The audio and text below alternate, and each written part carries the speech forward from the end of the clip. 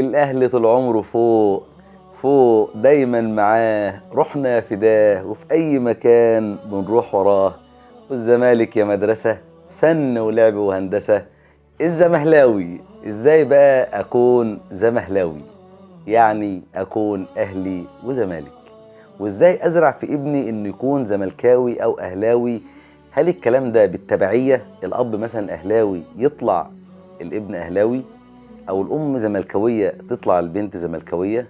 لا، الكلام ده مش صحيح. لان دايما الكوره بالذات ليها اصل. الكوره ليها اصل. بمعنى ايه؟ ان السلوك بتاع الكوره ده ممكن يكون واحد بيحب الكوره، بيحب الاهلي ويحب الزمالك، وما يكونش اصلا اهله لهم علاقه خالص بالكوره. طيب ايه الحكايه يا عم ايمن؟ ان الطفل بيكتسب السلوك ده، سلوك ان هو يحب الكوره او يحب فريق معين، اهل زمالك، ريال مدريد، برشلونه. ده بيكون سلوك مكتسب، بيكتسبه من اصحابه من المدرسه، بيكتسبه من الشارع، بيكتسبه من كل حد حواليه، من البيئه اللي هو بيتربى فيها. ومش بس كده، هنتكلم عن التعصب والاخلاق وتشجيع الكرة بطريقة صحيحة، عشان ده واقع كلنا عايشينه وبنكون مبسوطين وخلاص ان عيالنا بيعرفهم ويتكلموا في الكورة. الحقيقة المرة ان من كل بيت فاهم 10 مش فاهمين.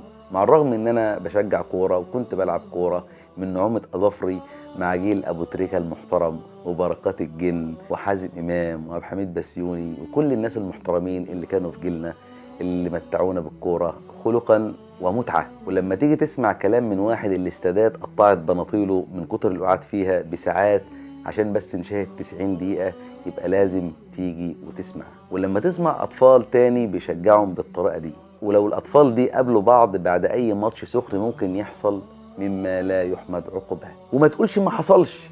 رحم الله أولادنا في استاد الدفاع الجوي واستاد بورسعيد رحمة واسعة، وربط الله على قلوب ذويهم.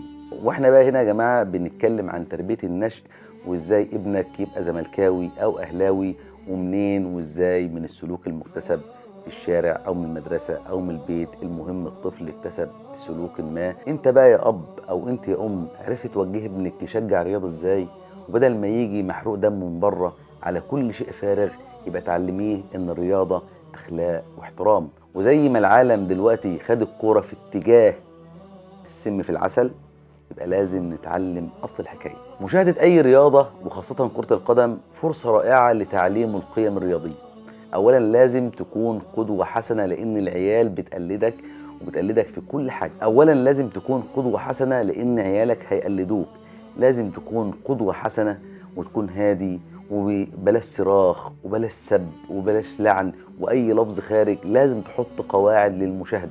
ركز، انا اهم حاجه مش انت خلاص، اهم حاجه عند عيالك، رغم ان انت قبل عيالك. اسخن عادي وعيش اللحظه، بس خلي بالك جنبك اطفال بيشوفوك. وخد التقيله دي مني بقى، من واحد بقى دخل غرف الملابس وشاف الدنيا ماشيه ازاي، ان الماتش بيكون سخنان والجماهير عماله تقطع في بعضها، ويجي بين الشوطين يسلموا على بعض، وبعد الماتش بيجي بقى يقعدوا يسلموا على بعض ويبوسوا ببعض، واحنا عيالنا بتنكد عليهم، واحنا عيالنا يعني متبهدلين في الشوارع، واحنا عيالنا عمالين يسبوا بعض على السوشيال ميديا، واحنا عيالنا سابت دراستها عشان تقعد تشتم هذا وذاك، وهم ممكن يكون بينهم اللعيبه بينهم وبين بعض صهر. انتم يا جماعه اللي حارقين اعصابكم وحارقين دماغكم، لان الرياضه هم اللي هدفها هي الاخلاق والاحترام. واحنا كاولياء الامور بننكد على بعض وننسى ان عيالنا عندهم دراسه وتركيز في دراستهم وعيشتهم وتربيتهم. خلي التشجيع وقت الفراغ مع عيالك، مش وقت الانشغال. مش يكون في مدرسة ويكون في دراسة ويكون في تربية ويكون في ظروف معينة ويلا انا راح اتفرج على الماتش اسيب دروسي واسيب مذاكرتي. اصلا لعيب الكورة مش هيرضى بكده. تمام؟ لو انت جيت قلت لعيب الكورة، لو كان حتى صاحبك وقلت له انا ما اتفرجتش عليك عشان كان عندي دراسة ولا كان عندي امتحان، مش هيقول لك سيب دراستك وتعالى اتفرج عليا. لان اهم حاجة ان الرياضة ديت رياضة وقت الفراغ، لانها تسلية وهواية. ولو ابنك ده بقى عنده الهواية ديت وهواية لعب الكورة وان انت عايز تطوره، فلازم تسمع انا هقول لك ايه. اولا لازم تنمي المهارة ديت عند ابنك. بمعنى ايه؟ انا واخد قاعدة كده في حياتي: من اكثر الترك يوشك ان يفتح له.